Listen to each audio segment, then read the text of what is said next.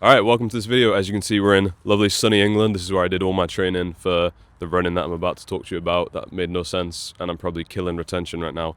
In this video, we're going to talk about how I took my marathon from about 420, global average, down to 327, which again, I'm not professional. That was just a bit of fun as an amateur. But I wanted to share a couple of useful tips that I learned along the way. Hopefully they might help you out if you, like me, want to bring down your time. Alright, right on cue, the rain has started, so I'm going to try and keep this nice and quick, both for me and for you. Now, tip number one, this is the most important tip. You can't run fast if you can't run. First marathon, I was eager, but I didn't really know much about preventing injury, so I just ran. I ran a whole bunch. I was trying to get my mileage up. And then I went on holiday for a week, and I thought, oh, I'm busy. I'm in a hotel. Like, I don't have the time. I'll just double up next week. I'll make up for it. So I got back, doubled up the next week. What do you know? Knee problems. And there you go. That was basically my whole training block. I don't want to say ruined, but it was pretty much ruined, because from there on out, I had to take a couple months break. Then the marathon, I only had about a month to get back to fitness for it. And even during the run, I was still struggling with some lingering sort of knee issues. And I was like, well, that's not ideal. So second time round, I realized number one tip is just whatever you do, don't get injured this time. I consider myself a runner, but I'd never actually taken the time to Google it or just go on YouTube and be like, yo, what are the most common injuries that runners get, and what are some simple things that I can do to avoid that? You can probably get the majority of the benefits with just a few simple things, like doing lower leg strength training. Camera, don't pan down because my legs are so skinny. This is going to contradict my point. But no, please. The other tip for avoiding injury is, of course, just be careful on your mileage. Like I said, my issue was I brought it down and then I tried to double up, and those spikes can be risky.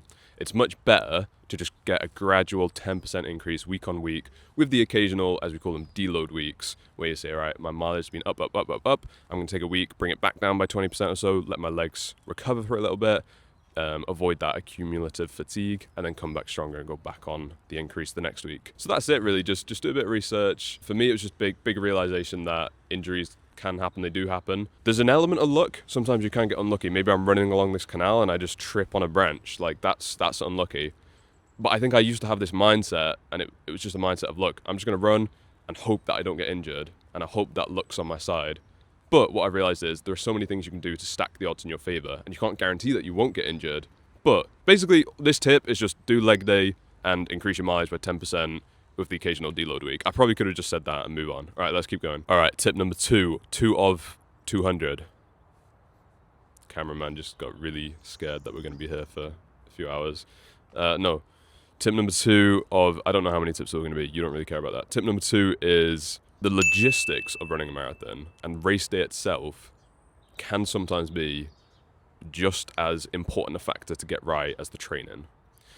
Maybe that's a bit of an exaggeration, but I think for me, coming into the marathon a bit naive and not understanding how race day works and all the logistics of it, I found it almost as hard logistically to execute a good marathon as I did to do the training. And that was something I wasn't expecting, and as a result, it caught me off guard and probably impacted my time the first time, and slightly less so the second time because I was prepared. Basically, what I mean by this is there are a few things, right? You sign up for a marathon and you think, great, the hard part is the running and the training, and so you focus on that. And that's true, but I think everyone focuses on that. So it's almost like, yeah, it's the hard part, but it's the obvious part. The part that a lot of people, myself included, don't think about is, okay, well, when the marathon comes around, what is race day going to look like? Where are you going to stay the night before? Or what food are you going to eat? How much sleep are you going to get? Who's going to be there with you? Who's your support team? Who are you going to call when you're done and you're shivering and it's raining and you can't find anyone? Are you going to book an Airbnb, hotel? How close are you to the event? Do you have to drive in? Is there going to be parking anywhere? Do you have to get like a bus, shuttle bus in? And if so, have you looked at whether that shuttle bus is sold out? Because everyone else is probably trying to get in.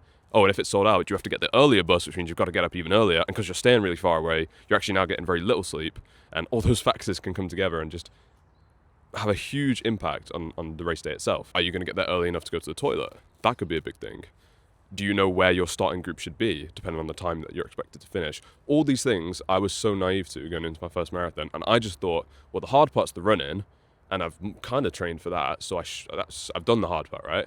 And I just completely underestimated how everything else that went into a marathon felt equally intimidating on the day. I think over time it doesn't, because you get more used to it. But that's really the tip here, is to think about this stuff way in advance, so that the only thing you do have to think about on the day is the running. Because at the end of the day, yes, the hard part should be the running, and that should be the only part that you have to focus on and be intimidated by. And that's the challenge. That's the beauty of it. Is I'm going to run it. It's going to be hard, but I'm going to get it done. You don't want to have to worry about all this other stuff, and that's how it should be. But how do you actually make that happen? Accommodation is going to sell out really quick. So as soon as you know you're doing a marathon, the sooner you get your accommodation booked, the better.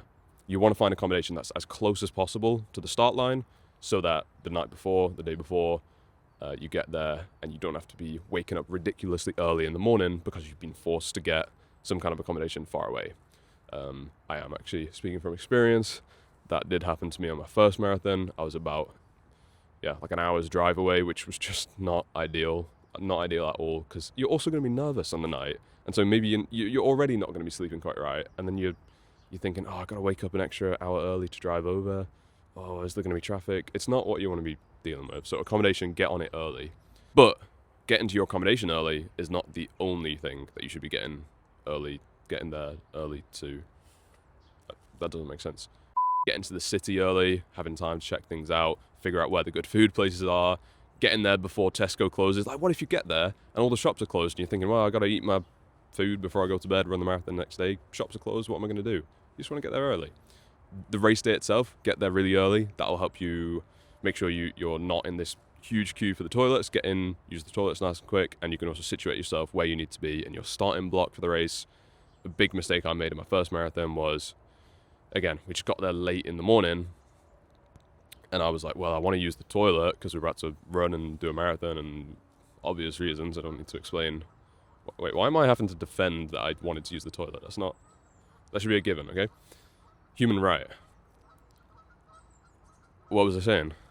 So I wanted to use the toilet, but I wasn't there super early, so I got in line. The queue was really long, and as a result, I basically was late for the start, which then meant I started in a group where the predicted finish time was a lot slower than mine, which then meant the first few miles of the race, I was trying to weave my way through people. No doubt add in unnecessary stress and also time, because, if you're not going in a straight line and you're kind of weaving and going all over the place to get past people, you're actually running more than you need to. So just being late had such a knock-on effect on other aspects of the race. In fact, this is an embarrassing story, but the first marathon, I was so late and in such a rush that when we got to the starting positions, and there was obviously everyone was in these big groups about to start, there's barriers, and you're meant to go, obviously you're inside the barriers, and I tried to step over the barrier and just fell and literally scraped my leg up and started the marathon just with a bleeding leg, and I was like, it's not still bleeding, but thanks for showing everyone my legs again. Yeah, I don't know. I think I'm just chatting nonsense at this point. So that was the tip. Don't underestimate the logistics. Getting the logistics right can be just as important for your marathon time as the running itself. All right, so my next tip, this is tip number 3, and I've now realized there will be 8 tips total. So there you go, tip number 3 of 8. Hopefully I don't fall in the canal, but I thought this might make the video a bit more interesting for you guys. Tip number 3, shoes. So my first marathon, I did not use carbon shoes. I didn't really use race shoes. They were good shoes. I think they were Nike Pegasus 40s. I think they were the Kipchoge X-Nike ones. I quite like them. We'll put a video of them in, or a picture or something. Second marathon, I was like, you know what? I'm gonna do it. Everyone says I should get race shoes. I'm gonna get race shoes. Now, I was actually quite skeptical beforehand. I just thought, look, if you're a fast runner, surely what shoes you have doesn't make that much of a difference. Surely all the difference is that's just cope, you know what I mean? People are like, oh, he's only faster than me because he's got better shoes. But I thought, you know what, I'm not going to leave anything to chance. I will try out some race shoes. And I would just say, long story short, this actually can be a very simple tip. Once again, I don't know why I'm dragging it out. They made a huge difference. It's not made up. They genuinely do make a difference. I just remember, if you've not tried them out yet, I'm honestly jealous. Because I think the first time that you go for a run in carbon shoes or race shoes, and you've just been training in regular everyday running shoes, it's just such a cool feeling. Because if it's anything like what it was for me, you go for a run, and I would actually say, don't look at your watch for the first kilometer, mile, whatever you do splits in. Don't look at your watch and just in your head think, oh, what does this feel like? What's my effort level? And then look at your watch. And if you're anything like me, that time will be, 30 seconds, a minute quicker than you were thinking.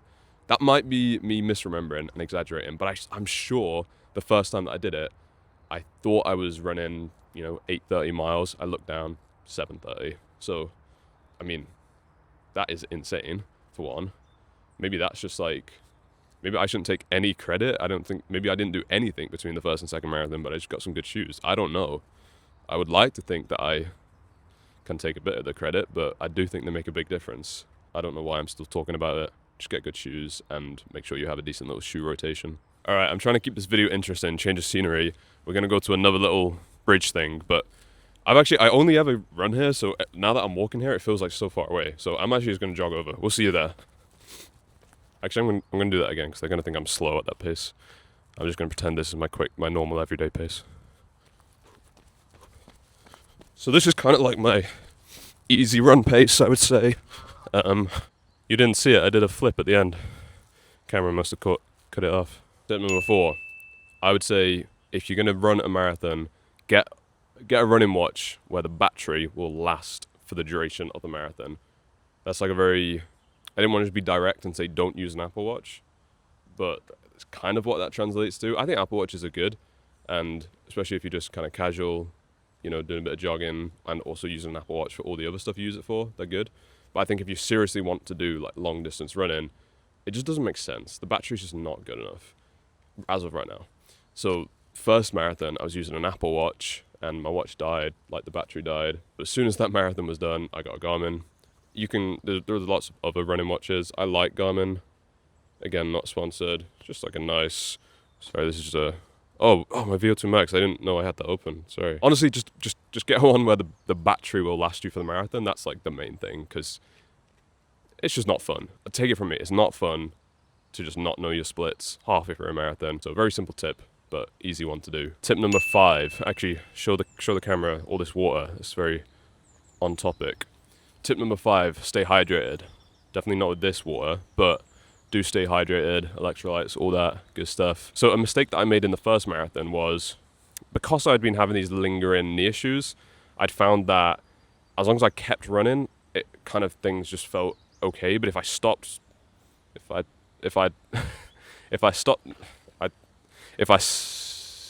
am I saying? And then started again, it almost made things worse. So I really didn't want to stop at all the first time for anything. And so I purposely didn't drink for the first majority of the race because I didn't want to stop and use the toilet. Whether that was a mistake, it was probably a mistake actually, let's be honest. We all know we should stay hydrated. Second time round, I again didn't want to stop, but I was like, look, I think it's more important, it's a net positive for me to be well hydrated. And I don't know the maths on this. There could be some great scientific formula to figure it out. But in terms of how much time you're going to lose by stopping to pee once, maybe twice, versus how much time you might lose not being hydrated, I would be willing to bet you lose more time by not being hydrated. Don't shoot yourself in the foot by doing what I did and purposely not drinking because you're like, well, maybe I can save 2 minutes by not stopping for the toilet. If you're not hydrated, you're probably just going to run at least 2 minutes slower anyway. So I don't think it's too big of a deal. But I don't know. Maybe not. Who am I? I'm not an expert on peeing. I guess I am actually, because I do it every day. But I guess we all are, really. This is tip number 6, and that is, again, Captain Obvious here, taper. You already know that you should taper. I'm just here to tell you that, yes, it's good advice.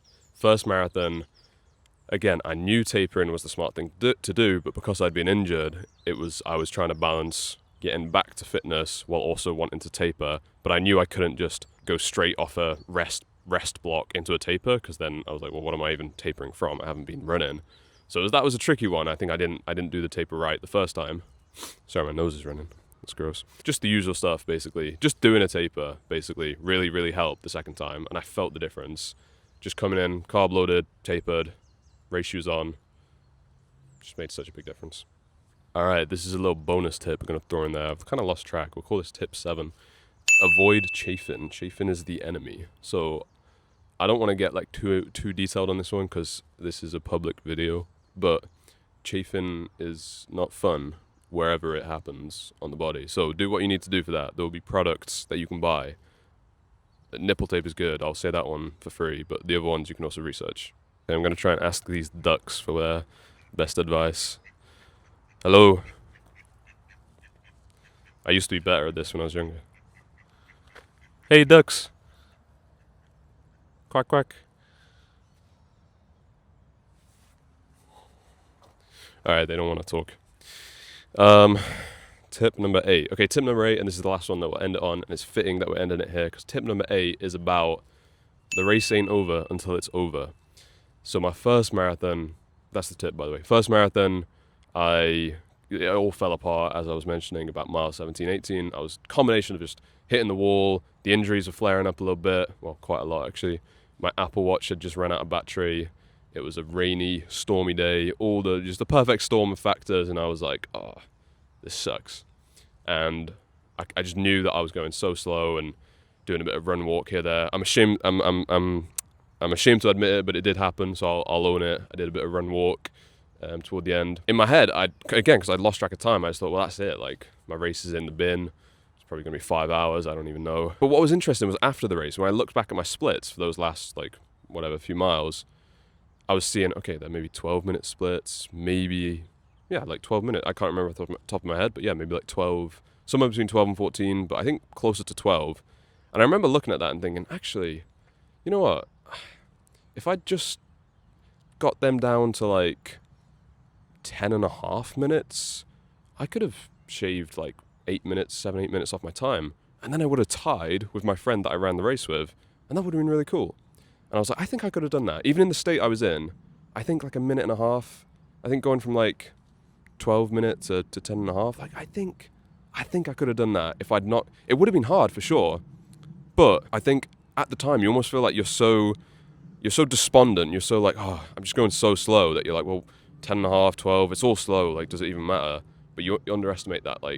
Just not giving up and just keeping pushing. Even if your version of pushing is saying, well, I'm going to run 11 minutes rather than 12. Just always feeling like you're pushing and you're trying to find that edge. You're trying to find what's the threshold? What's my threshold in any one given moment? How close can I get? Because it does make a difference. And after the race, I did wish that I'd done that better. And so that mindset actually really helped me, because in my second marathon, I think my splits all the way through mile 20 was probably, I don't know exactly, but I was probably running 3:20 pace-ish. I might have been sub 3:20 or so. And again, I got to mile 20, hit the wall, legs just felt so heavy, everything felt so difficult. I hadn't done, honestly, too many long runs in training. I knew I could do the race, but I was like, flip, this is getting hard. And I was back in the hurt locker, as my friend Jared would say, back in the pain cave. It would have been easy to think, because I can't run 7.5 minute miles or 4:30 kilometers right now, because that feels so hard, it's over. So when I hit that state, I remembered the race last time, and I remembered how I'd regretted not still pushing the upper limit of my I've hit the wall pace, basically. And I was like, okay, this time I know I'm hitting the wall, and I know I'm slowing down, and I know it feels really, really impossible. It feels so hard to hit those tempos I was hitting before, but I can still push myself, and I can still try and find the upper limit and the threshold of this absolutely destroyed zone. There's still room with it. If I'm in a whole different zone now, and I'm in the hurt locker zone, there's still a scale here, and I can still try and get as high up as I can in there. And those minutes will make a difference. That time will make a difference. And so I just remember saying to myself, first of all, one, just don't stop. That alone, you're going to save minutes there just by not doing any run walk. The number one rule is, I don't even care if you slow all the way down to 10-minute miles. Just do not stop running. That was what I was telling myself. Again, because I knew in my head roughly the splits that I was doing, and I knew even if I slowed it all the way down to 10-minute miles, it would still be a good time. And it would still be my goal, which the goal had been sub 4. So yeah, number one, just don't stop running. And then number two, okay, 7.5, your legs don't feel like they're up for it right now. Well, what about 8? Can you do 8? How's 8 feeling? Oh, we did 8. Okay, that's a mile down. Oh, we've only got 5 more to go. What about, can you do 8 again? Oh, 8:15. You know what? That's not bad. Good effort. Keep pushing. Keep trying to find that threshold. Oh, 8:30. Oh, you know what? You've only lost 15 seconds there. That's not bad. You know what? 9 minutes. It's okay. Keep pushing. Oh, back on 8:30. That's not bad. Oh, just a couple miles left. Wow, I'm almost done now. Come on, let's keep this going. Oh, 1 mile left. Well, it's the last mile. Like, doesn't even matter if I get over the finish line and I can't go anymore. It's the last mile. Like, I might as well just send it. Come on. How about 7.5? Bring back 7.5. For the record, I don't think I did 7. I don't know what I did for the last mile. But generally, last mile, you can then push it again. Just say, you know what, just send it. Just get over the line. Don't know if that makes sense. That, for me, that's a really powerful concept in my head.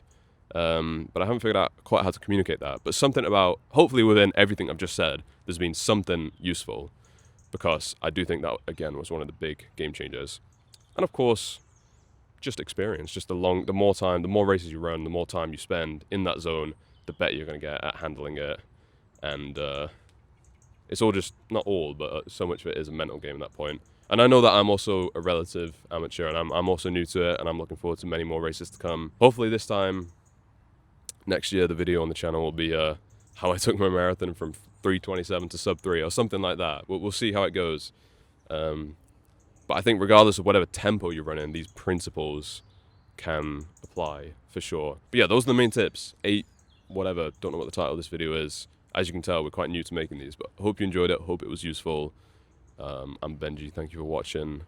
And thank you to Jacob for filming. We will see you in the next video. Okay. Quick bonus tip for those of you guys watching. Thank you for still watching. This is a little bonus tip to say thank you for sticking all the way to the end. I do think, going kind of back to that point about pushing your limits, something that really stuck with me was I was watching or listening to an interview with Ross Edgley. You might know who Ross Edgley is, ultra endurance athlete. One of the ways that he's able to push himself so much is because he understands his limits so well.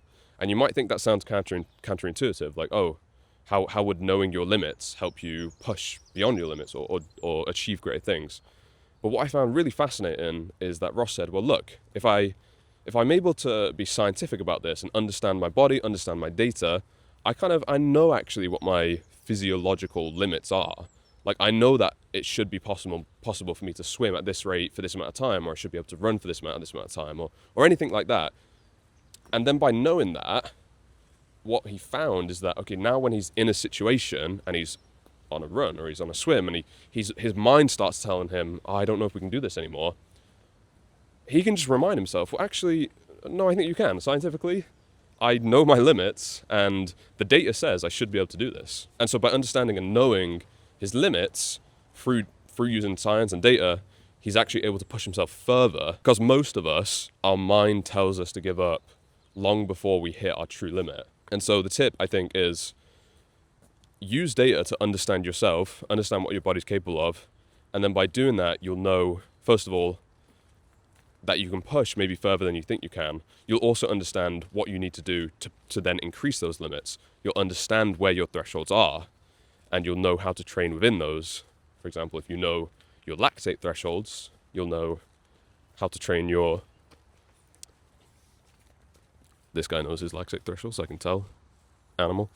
If you know your lactate thresholds, maybe you know where to train to maximize your aerobic efficiency, or where to train to increase your upper end speed. Lots of concepts. I don't want to confuse you with all of them. The bottom line is, if you understand how to use your own data and look at yourself almost like a scientist. Look, you've got to put 2 caps on. You've got your athlete cap, and then you've got your scientist cap. And you can swap between those roles, and you can almost consult yourself, and you can say, look, I'm going to go out, I'm going to go for a run, I'm going to put my running hat on, and then when I get home, I'm going to go a bit more scientific, and I'm going to analyze, oh, what can I learn from this? Bottom line is, if you're interested in everything like this, understanding the science of self-improvement, whether it's athletic, like we're talking about here, or maybe just, just generally, I highly recommend you check out the newsletter that we run. The link is in the description. It's whatcounts.io. As a thank you for signing up and get you started on this, we'll send you a couple of reports. The first one is a bunch of data we collected about the workout routines of 18 world famous athletes, understand how they work out and use that data to improve your own. And then secondly, the sleep habits of a further 32 total world famous athletes. Dialing in your sleep and understanding that is a huge component of increasing your performance and optimizing all this. So when you sign up, you'll get the emails. There'll be just one a week as of right now. I think you'll enjoy them if you like this video, but in return, you'll also get those as a thank you. Also, another bonus. So many bonuses in this video. Subscribe to the channel. I think you'll like it. This year, if you're interested in running, I'm going to be attempting a pretty crazy run, ultra run. I don't want to give too many details away right now, but maybe I will, and then we'll just cut it if I decide not to. I will be crossing the road, first of all. I will be going from Land's End to John O'Groats, that's the length of the UK, on foot in about a month and a bit. Like duration, like it will take me about a month and a bit. And I'm intending the majority of that to be running. We'll see at the time, we'll see what happens. I think I've got no idea how hard it's going to be and everything that I need to do to train for it. So I'm training pretty hard right now, but we'll just see. Not many people have like done it and then talked about how they did it. So at the very least, I'll learn a lot and it will be educational content for everyone involved, I think. So subscribe to the channel, keep an eye out for that, and we'll see what happens.